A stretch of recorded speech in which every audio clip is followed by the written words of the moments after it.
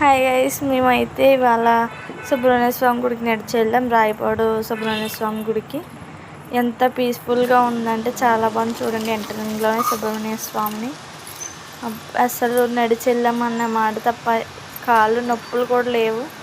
టెంపుల్లో అడిగి పెట్టాక చాలా బాగుంది గైస్. మీరు చూడండి, నేను ఎలా చూపిస్తూ ఉంటాను. నేను మార్నింగ్ వెళ్ళిన మూల జనం ఎవరు లేరండి.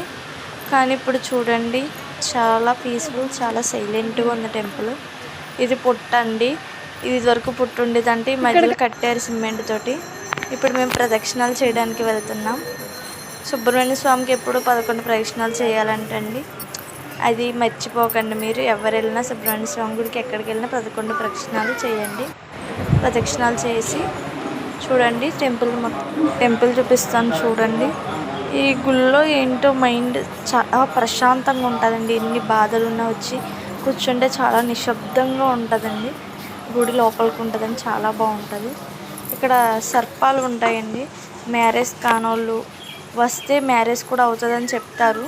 ఇన్ని వారాలను చేస్తే మ్యారేజ్ అవుతుందని చెప్తారు.